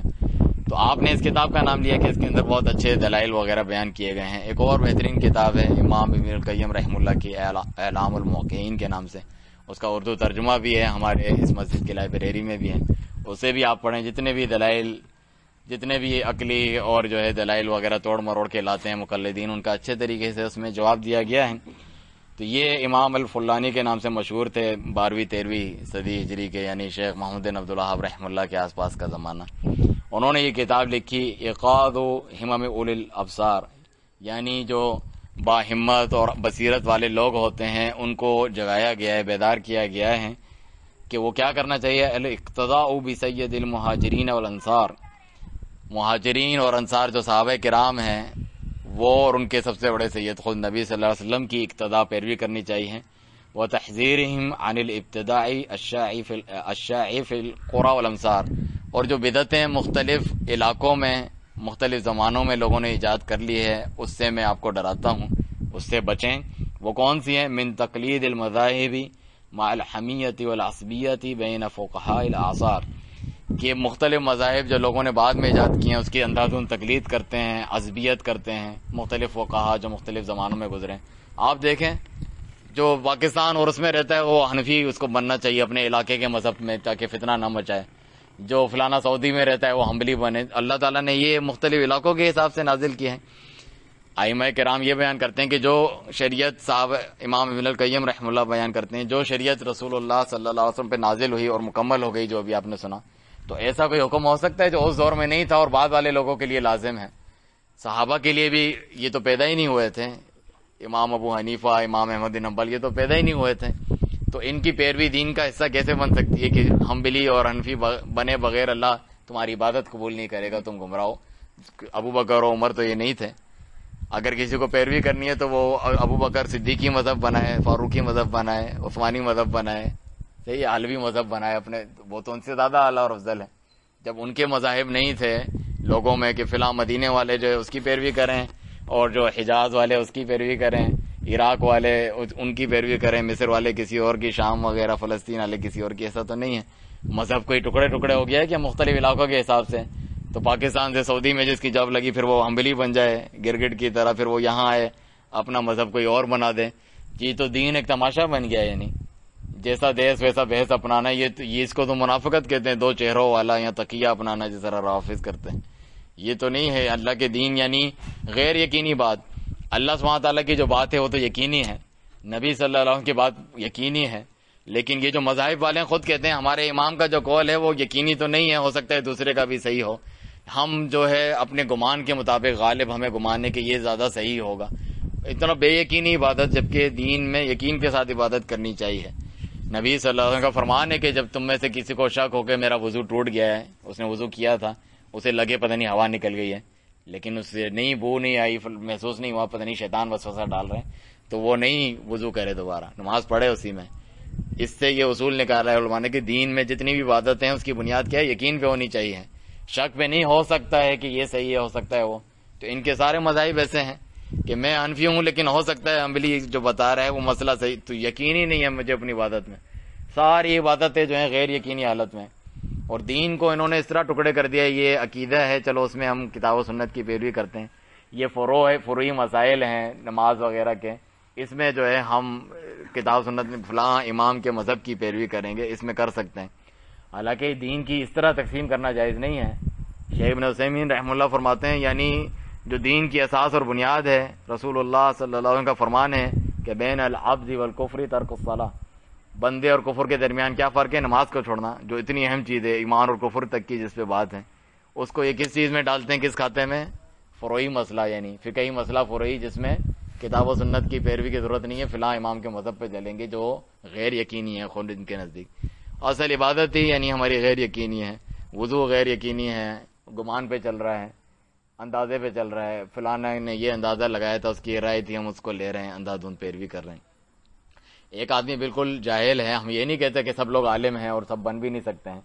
جتنا جس کو علم ملا ہے اس نے بہت اچھا کیا، جتنی حدیث سنی صحیح طور پہ ثابت ہے تو وہ اس کے اوپر عمل کر رہے ہیں. یہ کہتے ہیں کہ فقہا سے جو باتیں آئی ہیں اس میں غلطی ہو سکتی ہے، یعنی جو حدیث صحیح ضعیف ہو سکتی ہے، تمہیں کیا پتا، تم کیا عقل کیا ہے. تو جو فقہا سے بات آتی ہے وہ بھی تو صحیح غلط زیادہ ہو سکتی ہے، وہ تو انسان کی کہی ہوئی بات ہے. یہ تو پھر بھی نبی صلی اللہ علیہ وسلم کا فرمان ہے. اللہ تعالیٰ آپ کی نیت کو جانتا ہے. اس بیچارے نے اتنی کوشش کی اور اسی کے بارے میں حدیث ہے کہ کوئی کوشش کرتا ہے سنت پہ چلنے کی، اس نے حدیث سمجھ کے اس پہ عمل کیا جس نے اس کو بتایا یہ صحیح حدیث ہے. اور آج کل کے دور میں آسان ہے، پہلے دور میں شاید مشکل بھی ہو. یہ جو ہے موبائل میں، انٹرنیٹ پہ، کمپیوٹر پہ ہر جگہ حدیث کی کتابیں ہیں، لائبریریوں میں موجود ہیں، سندیں موجود ہیں، سب کی تحقیق ہو چکی ہے، حدیث کی کتابیں لکھی جا چکی ہیں. آج یہ 2023 میں کوئی نئی حدیث نہیں آ سکتی ہے، پورا ہو چکا ہے. اس زمانے میں تو چل رہا تھا، ابھی تدوین وغیرہ کا کام آدھا ادھورا تھا، چل رہا تھا، مکمل ہو رہا تھا. اب تو کوئی عذر نہیں ہے کسی کے پاس. ترجمے موجود ہیں، ترجمے کو چیک بھی کر سکتے ہیں کس کا صحیح ہے کیا غلط وغیرہ، عربی سیکھ سکتے ہیں، بنیادی چیزیں معلوم کر سکتے ہیں. لوگ جو ہے وہ کوئی گدھا گاڑی چلا رہے ہوتے ہیں، وہ بھی موبائل چلا رہے، فیس بک اس کو آ رہا ہے، وہ سمجھ میں آتا ہے اس کو.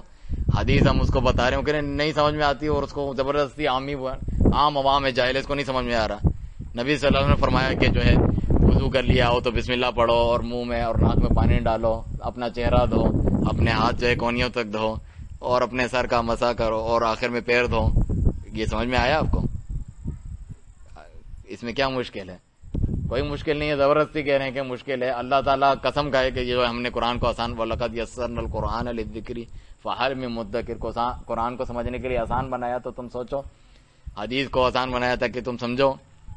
امام شنقیطی رحمہ اللہ نے بڑی اچھی دلیل دی. لوگ کہتے ہیں ہم ڈائریکٹ قرآن حدیث کو نہیں سمجھ سکتے. اس میں دو رائے ہیں کہ جو ہے عام لوگ نہیں سمجھ سکتے اور ان کو جو ہے مذاہب کی تقلید وغیرہ کرنی چاہیے. انہوں نے کہا یہ کیسے ہو سکتا ہے؟ اللہ تعالیٰ حکم دے رہا ہے کہ قرآن کو سوچو سمجھو تدبر کرو. کن کو دے رہا ہے؟ کافر، مشرک، ابو جہل، جاہل، منافق، جن کو اللہ تعالیٰ نے کہا اولئک کالانعام بل هم اضل، یہ تو جانوروں جیسے ہیں، جانوروں سے گئے گزرے.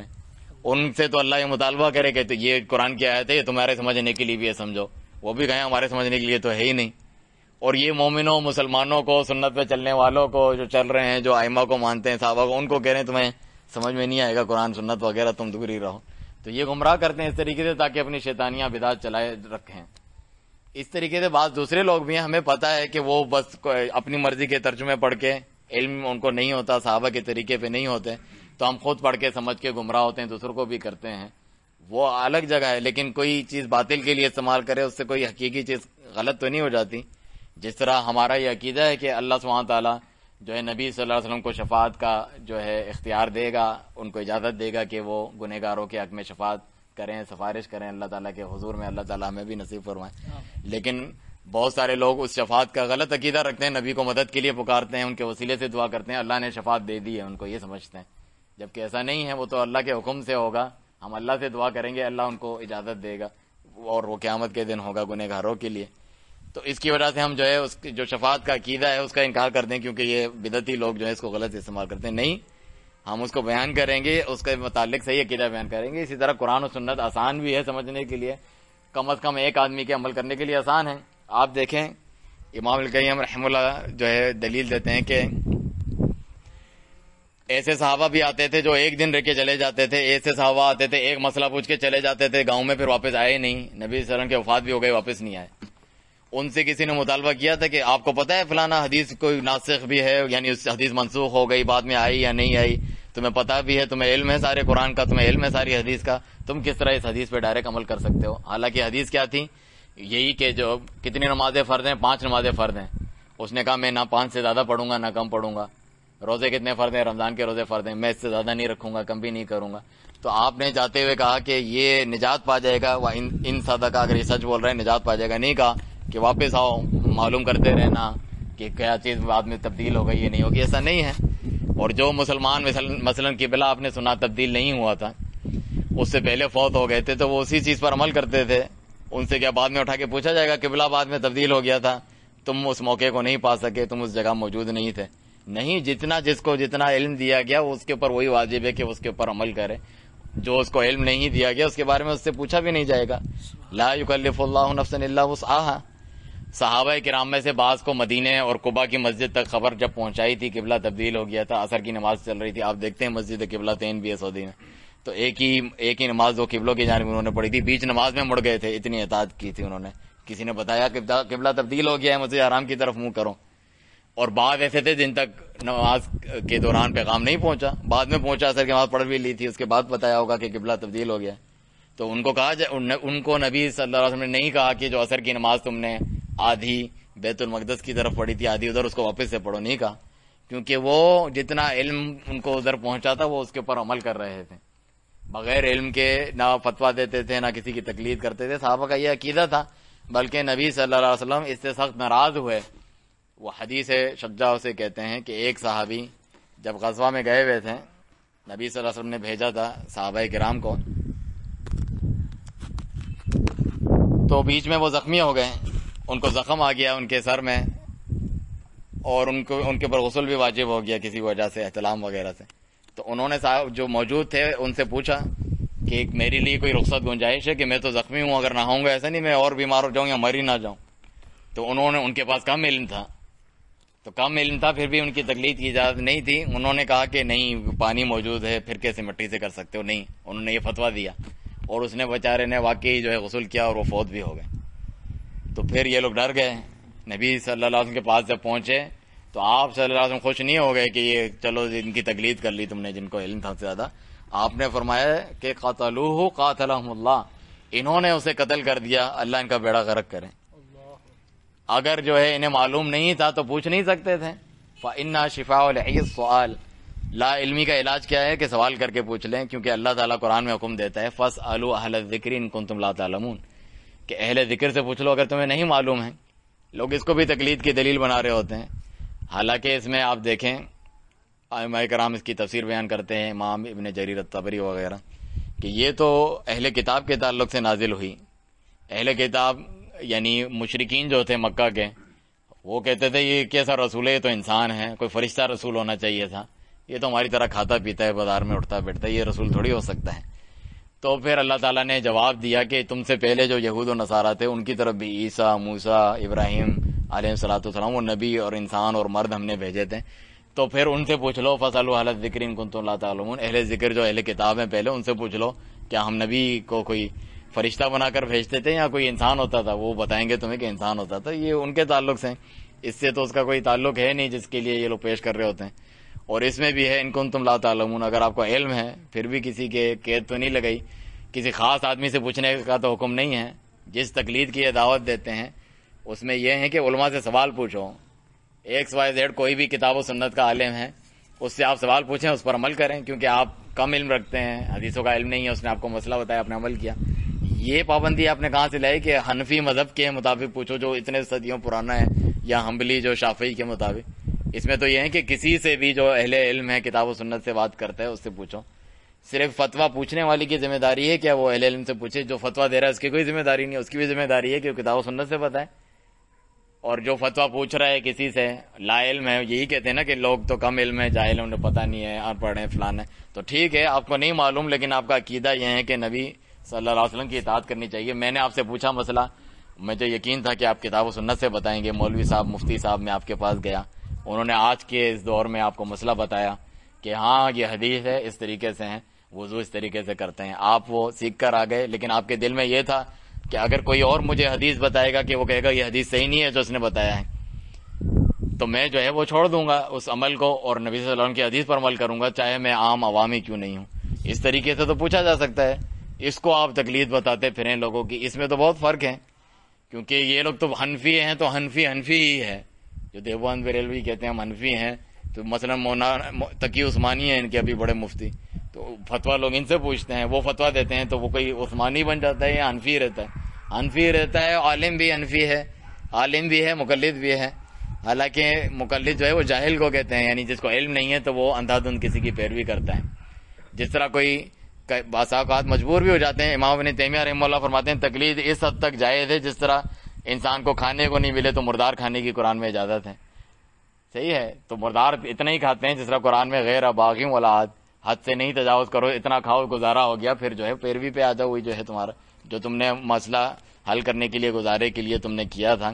جیسے کوئی اندھا شخص ہے، اندھے شخص کو قبلہ نہیں معلوم ہے، یہاں پہ گھوم رہا ہے، تو آپ نے اس کو بتا دیا آپ کہ جو ہے قبلہ ادھر ہے، آپ نے بتا دیا اس کو، اس نے آپ کی بات پر اعتماد کر کے عمل کیا، تو اس نے دینی مسئلے پہ عمل کیا، لیکن وہ آج سے جو ہے سارے گلی بروہی کی پیروی کر کے اتارے کی اس کا مذہب ہے، بروہی مذہب ہے، صحیح ہے، یہ تو نہیں ہو جاتا کہ اس کا مقلد بن گیا ہے۔ اور امام ابن القیم اس سے آگے ایک بات کہتے ہیں، تو وہ اندھا جس نے قبلہ اس سے معلوم کیا ہے، اب یہ اندھا دوسروں کو بھی بتاتا پھرے گا، فتویٰ دے گا کہ تم بھی اندھے بن جاؤ میری طرح اور اس کی پیروی کرو جس کی میں نے ابھی اندھا دھند پیروی کی تھی۔ نہیں، تم نے اپنے گزارے کے لیے جو مسئلہ تھا معلوم کیا، چلتے بنو، دوسرا شخص جو ہے امام سے فتویٰ پوچھے، عالم سے، کتاب و سنت پہ، وہ اپنا عمل کرے۔ اس طریقے سے تو حکم نہیں دیا گیا ہے کہ تم بھی اس کی اندھا دھند پیروی کرو۔ یہاں تو فلانا عالم ہے وہ حنفی ہیں، امام حنیفہ خود مجتہد ہیں، اس کے بعد ان کے دوسرے ہیں وہ جو ہے علماء ہیں مگر وہ بھی ان کے ماتحت ہیں، حنفی ہیں۔ اس طریقے کی عجیب و غریب انہوں نے تفصیلات کر کے جو ہے امت کو مخمصے میں اور پریشانی میں ڈالا ہوا ہے۔ اس کے بعض نقصانات ذکر کر کے بات ختم کرتا ہوں کیونکہ اس پہ بہت لمبی بات جو ہے کی جا سکتی ہے۔ تقلید کے نقصانات میں سے یہ بھی ہے کہ انسان جو ہے صحیح حدیث کو ٹھکرا دیتا ہے۔ آپ دیکھیں کتنے ایسے مذاہب کے مقلدین ہیں، آنکھوں دیکھی صحیح حدیثیں موجود ہیں، ان کے سامنے نہیں قبول کریں گے کیونکہ ہمارے امام اور مذہب میں نہیں ہے۔ کیا مطلب ہے؟ صحیح بخاری کے اندر حدیث ہے، ہاں صحیح ہے مانتے ہیں، تو پھر کیوں نہیں عمل کر رہے ہیں؟ ہمارے امام نے نہیں لی، ان کو کچھ معلوم ہوگا، حالانکہ امام ابن القیم فرماتے ہیں کہ تقلید اس وقت تک جائز ہے نا کہ جس طرح پانی نہ ملے انسان کو تو جو ہے وہ تیمم کرتا ہے، لیکن پانی کی نہریں بہ رہی ہیں، کتاب و سنت کی آپ کے سامنے موجود ہیں، اور پھر بھی آپ تیمم کرتے رہیں گے کہ نہیں؟ تو ان سے براہ راست جب مسئلہ حل ہو رہا ہے اس سے، تو کیوں نہیں؟ امام ابو حنیفہ پہلے تھے، ان کے بعد جو ہے امام مالک ہیں. مثلا امام مالک نے پھر کہاں سے علم حاصل کیا؟ وہ کون سی چیزیں لیتے تھے کہ جو وہ اس درجے کو پہنچ گئے؟ اور امام شافعی کیوں پہنچ گئے؟ ان چاروں کے علاوہ بھی بہت سارے امام تھے جو ان سے بھی بڑے علم میں تھے، ان کا لوگوں نے لکھ کر جمع نہیں کیا، اس لیے وہ مشہور نہیں ہے، لیکن وہ تھے علم میں، وہ ان کی تقلید کرتے تھے. وہ تو خود غیر مقلد ہیں، جس کو تم گالی سمجھتے ہو یہ غیر مقلد ہے، غیر مقلد. تو جب وہ غیر مقلد بن کے جنتی بن سکتے ہیں، سب کچھ بن سکتے ہیں، تو ہم کیوں نہیں بن سکتے ہیں؟ آپ بھی بن سکتے ہیں. جس طرح وہ مشہور حدیث آپ سنتے ہیں کتاب التوحید میں بھی کہ وہ شخص، اس شخص نے بہت اچھا کیا، قد احسن من انتہا الی ما سمع، اس شخص نے بہت اچھا کیا کہ جس نے جتنی حدیث سنی تھی وہیں تک رک گیا، اس پہ اس نے عمل کیا، اس کے آگے کے بارے میں اللہ سے پوچھے گا بھی نہیں اس نے، مگر اس شرط کے ساتھ کہ آگے مجھے صحیح حدیث مل گئی میں اس پہ عمل کر لوں گا. یہ کہتے ہیں خواہش نفس کی پیروی کر رہے ہیں، حالانکہ قرآن میں ہے کہ اگر فَإِن لَّمْ يَسْتَجِيبُوا لَكَ، اگر اے نبی یہ تمہاری بات نہ مانے تو سمجھ جاؤ کہ يَتَّبِعُونَ أَهْوَاءَهُمْ، اپنی خواہش کی پیروی کر رہے ہیں. اور یہ کہتے ہیں مذاہب چھوڑ کے اگر ڈائریکٹ سنت پر کرو گے تو تم اپنی خواہش کی پیروی کر رہے ہو. الٹ تم مذاہب پر جو ہے اپنی خواہش کی پیروی پہ چل رہے ہوتے. واضح طور پہ لکھا ہوا ہے کہ فلاں مسئلہ اس طریقے سے نہیں ہے، اس طرح طلاق کا مسئلہ اس طرح ہے، حلال جائز نہیں فلانا، لیکن میرے مذہب میں ہے تو میں اس کو مانوں گا، اسی کو پروموٹ کروں گا، اسی کو پھیلاؤں گا. کتنے ان کے لوگوں کے بارے میں اقوال ہے، خود کہتے ہیں کہ اگرچہ حدیث ایسی آیت ایسی ہے لیکن ہم پر کیا واجب ہے؟ اپنے امام کی تقلید. تو اس کے نقصان میں سے یہ نبی جیسا درجہ دے دیتے ہیں. اللہ تعالیٰ کا فرمان ہے اتخذوا احبارهم ورهبانهم اربابا من دون اللہ، کہ یہ جو اہل کتاب ہیں انہوں نے اپنے علماء کو، اپنے درویشوں کو رب بنا لیا تھا اللہ کو چھوڑ کر. تو عدی بن حاتم رضی اللہ عنہ جو نصرانی تھے پہلے، انہوں نے جب یہ آیت سنی، سنن ترمذی مسند احمد کی روایت ہے، انہوں نے کہا اے اللہ کے نبی صلی اللہ علیہ وسلم، ہم نے تو ان کو اپنا رب نہیں بنایا، ان کی عبادت تھوڑی کرتے تھے. تو نبی صلی اللہ علیہ وسلم نے سمجھایا ان کو، کیا وہ جو اللہ کے حرام کو حلال کرتے، حلال کو حرام کرتے، تم اس میں پیروی نہ کرتے؟ کہا وہ تو ہم کرتے تھے. تو کہا یہی تو ان کو رب بنانا ہے، کیونکہ شریعت سازی کس کا حق ہے؟ اللہ تعالیٰ کا. ام لہم شرکاء شرعوا لہم من الدین ما لم یأذن بہ اللہ، قرآن میں. کیا ان کے کوئی ایسے شریک ہیں جنہوں نے اپنی طرف سے شریعت سازی کر لی ہے جس کی اللہ نے اجازت نہیں دی؟ یہ حنبلی شافعی مالکی بنے بغیر کوئی جنت میں نہیں جا سکتا، عمل نہیں کر سکتا. یہ ان سے پہلے والے لوگ کیسے جنتی ہیں اور اچھے ہیں ان سے زیادہ، صحابہ کرام. ان کی پیروی کر کے ان کو یہ درجہ ملا، تو ہم بھی ان کی پیروی کر کے یہ درجہ کیوں نہیں پا سکتے ہیں؟ تو یہ تمام ائمہ بھی اس سے بری ہیں، وہ منع کر کے گئے. اس کا نقصان یہ ہے کہ یہ خود جن امام کی طرف منسوب ہوتے ہیں وہ ان سے بری اور بیزار ہیں. جس طرح آپ دیکھتے نہیں اولیاء کرام کے تعلق سے جو کرتے ہیں، غوث پاک نے تھوڑی، یعنی عبد القادر جیلانی رحمۃ اللہ علیہ، ان کے بارے میں جو عقیدے رکھتے ہیں، انہوں نے تو نہیں کہا مجھے پکارو مدد کے لیے، یا غوث مدد کرو، میرا مزار بناؤ، اور قیامت کے دن وہ ان کے شرک سے بری ہوں گے کہ میں نے نہیں کہا. اسی طریقے سے یہ لوگ ہیں، انہوں نے بنایا بڑے، وہ ان سے بری ہوں گے. اس سے یہ بھی لازم آتا ہے، جس طرح مختلف بدعتی لوگوں کا عقیدہ ہے کہ بعض صحابہ کو اچھا سمجھتے ہیں، بعض کو برا بھلا کہتے ہیں. جس طرح ابھی یہ شیعہ رافضی لوگ ہیں، وہ جو ہے ابو بکر عمر عثمان کو اچھا نہیں سمجھتے ہیں. تو تم بھی جو ہے بعض کچھ ایک امام کو مانو گے، باقیوں کو اچھا نہیں سمجھتے ہو جو دوسرے امام کو ماننے والے ہیں. حنفی شافعی لڑائی جھگڑے، ان کے آپس میں تعصب بھی ہوتے رہتے ہیں. اس طریقے کے تعصب میں فتوے دیتے ہیں. کافروں تک کی مدد کرتے تھے پہلے دور میں مسلمانوں کو مروانے. یہ تو حنفی لوگ ہیں، شافعی مدد کریں گے ان کو مارنے کے لیے کہ یہ تو مسلمان ہی نہیں ہے، اس کے پیچھے نماز نہیں ہے، اس کے پیچھے نماز نہیں. کتنا تعصب! یہاں تک کہ کسی نے لکھا کہ وہ جو ہے حنفی شافعی کی عورت سے شادی نہیں کر سکتا، یہ تو یعنی کافر ہیں. بعد میں پھر اجازت دی کر سکتے ہیں، اہل کتاب کی عورت سے شادی کر سکتے ہیں. اتنا زیادہ فلانے کی مسجد میں نہ ہو. شیخ البانی رحمہ اللہ نے ذکر کیا کہ شافعی یا حنفی مسجد کو دیکھ کے کہا ان کے فقیہ نے کہ کب تک یہ کنیسہ کھلا رہے گا؟ کنیسہ چرچ کو کہتے ہیں عیسائیوں کے. اتنی زیادہ ایک دوسرے سے نفرت، اتنے دست وغیرہ وہاں. تو یہ کیسے کہتے ہیں امت میں پیار محبت اتحاد کے لیے 4 فرقوں میں بٹ جانا ہی اچھا ہے؟ جبکہ قرآن میں ذکر ہے کہ انہوں نے اپنے امر کو جو ہے اپنی بات کو آپس میں بانٹ لیا ہے. کلو حزب بما لدیہم فرحون، ہر گروہ پہ خوش ہے، مگن ہے جس پہ وہ ہے. تو یہ بھی چاہتے ہیں 4 میں ہو جاؤ اور خوش مگن رہو جس پہ تم ہو. اللہ نے اس سے منع کیا ہے، امت واحدہ بنو، تمہارا نبی ہے کہ تمہارا رسول ہے کہ تمہاری کتاب ہے کہ تمہارا قبلہ ہے کہ اللہ ہے کہ، تو ایک امت ہونا چاہیے. 4 کیسے ہو سکتے ہیں؟ اور اس کا ایک نقصان یہ ہے کہ یہ جو ہے ایک بدعت ہے خود لوگوں کے اوپر پابندی کرنا کہ 4 مذہب میں سے کسی ایک کا پابندی کرو. یہ بدعت ہے، دین میں نیا کام ہے، کیونکہ 4 صدی میں ایجاد ہوئی ہے. خود امام جو تھے جس وقت اس دنیا میں موجود تھے اس وقت ان کا کوئی مذہب نہیں تھا. کہ لوگوں کو کہتے ہوں کہ حنفی بنو، حنبلی بنو، شافعی بنو، کچھ نہیں تھا. یہ تو بعد میں لوگوں نے ایجاد کیا ہے، جس طرح دیگر بدعات ایجاد کی ہیں.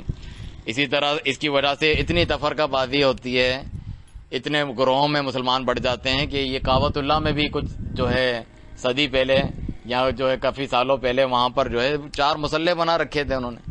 آج تو ایک امام ہوتا ہے جس کے پیچھے تمام مذہب والے نماز پڑھتے ہیں.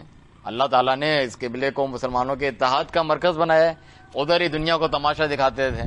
حنفی اٹھ کے نماز پڑھتے ہیں، شافعی بیٹھے ہوتے تھے، پھر شافعی پڑھتے تھے، وہ حنبلی بیٹھے ہوتے تھے، پھر مالکی پڑھتے تھے. 4 مصلے بنائے ہوئے تھے.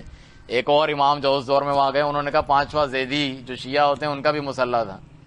تو یہ اس کو بڑی اچھی چیز سمجھتے ہیں کہ ہر کوئی اپنے مذہب کے مطابق عمل کر رہا ہے. کتنا برا منظر لوگوں کے سامنے پیش کرتے ہیں. تو اسلام کی دعوت کے راہ میں بھی یہ رکاوٹ ہے. علامہ معصومی انہوں نے اپنے سفر میں لکھا، جو شیخ البانی رحمہ اللہ اپنی کتاب میں لائے ہیں، کہ جاپان میں بعض لوگ جو کافر ہیں، بت پرست، وہ مسلمان ہونا چاہتے تھے، ان کے اسلام کی راہ میں رکاوٹ بن گئے کہ وہ مسلمان ہونے کے بعد لوگوں نے پریشان شروع کر دیا، تم یہاں آ رہے ہو، تمہیں حنفی بننا چاہیے، نہیں تم اس علاقے میں ہو، تمہیں شافعی بننا چاہیے. تو پریشان ہو کے انہوں نے خط لکھے شیخ ابن باز کو، رکھو یہ اسلام لانے کے بعد بھی کچھ اور پابندیاں ہوتی ہیں کہ ہمیں یہ بننا چاہیے، وہ بننا چاہیے. تو وہ رک گئے اسلام لانے سے. تو اسلام کی راہ میں رکاوٹ ہے، نہ کہ اسلام کو پھیلانے کا کوئی سبب ہے.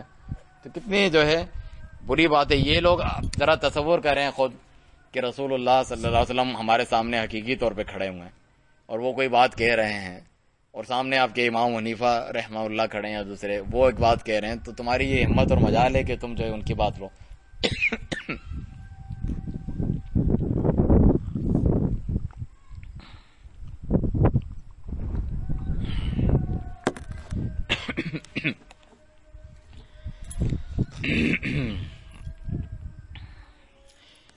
اس کے نقصانوں میں سے یہ بھی ہے کہ جو ضعیف حدیثیں ہوتی ہیں، من گھڑت حدیثیں بھی ہوتی ہیں، لیکن وہ ہمارے مذہب کے مطابق ہیں تو ہم اس حدیث پہ عمل کریں گے.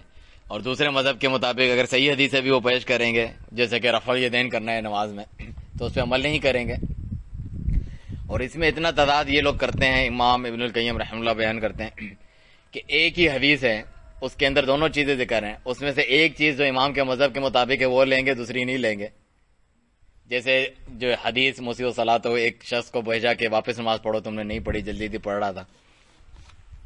تو اس میں سے وہ یہ تو لے لیتے ہیں کہ دیکھو اس میں سورہ فاتحہ کا ذکر نہیں ہے، تو سورہ فاتحہ نہیں پڑھنی چاہیے پیچھے. اور اسی حدیث میں یہ ذکر ہے کہ اطمینان سے رکوع سجدہ کرنا چاہیے، لیکن اس میں ان کی کتابوں میں لکھا ہوا ہے کہ اطمینان کرنا ضروری نہیں ہے، کرے تو اچھی بات ہے، نہیں کرے تو پھر بھی نماز ہو جاتی. تو ایک چیز کو لیتے ہیں، ایک کو نہیں. ایک حدیث میں وہ بتائیں گے کہ فلاں جگہ جو ہے اس طریقے سے مثلا ہاتھ باندھے، لیکن اسی حدیث میں ذکر ہوگا کہ رفع الیدین بھی کیا تھا جاتے جاتے، اس کو نہیں لیں گے، آدھی لے لیتے ہیں. تو یہ خواہش نفس کی پیروی کرتے ہیں. کچھ کتاب کے حصے پر ایمان لاؤ، کچھ پہ نہیں لاؤ، یہ تو کافروں کی صفات ہوتی ہے.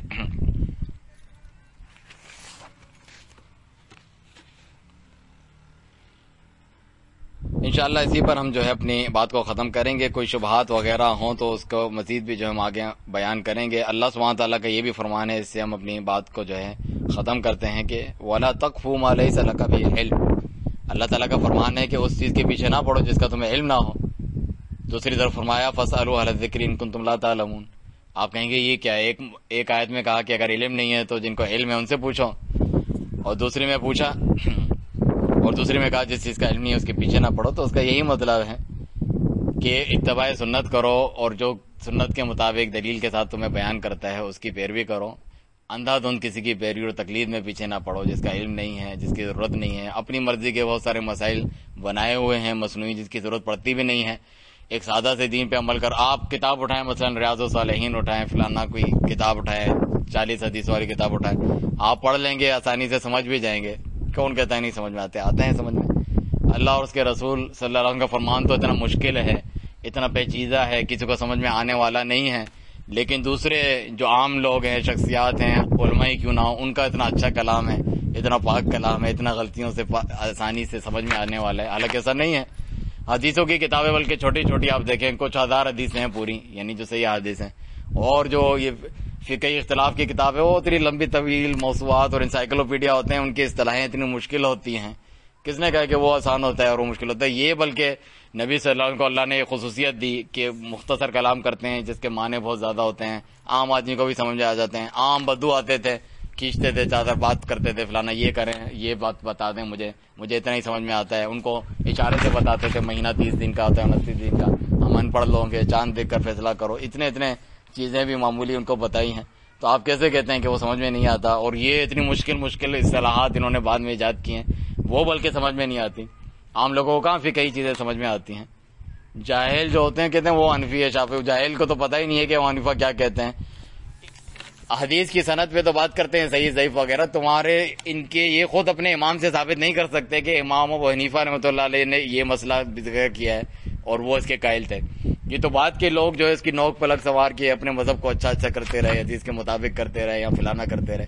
یہ جو ہے مذہب کے اندر مجتہد ہے اور اس طریقے کی باتیں کرتے ہوئے، یہ تو تم یہ اپنے امام سے ثابت نہیں کر سکتے ہو. سارے مسائل امام شافعی سے ثابت نہیں کر سکتے جس کے یہ آج قائل ہے، اس سے ثابت نہیں کر سکتے. یہ پھر تبدیل کر لیتے ہیں کہ آج کے دن فتویٰ کسی اور پہ ہے. امام حنیفہ کا تو یہ قول نہیں ہے، مفتہ بھی ہی کوئی اور قول ہے.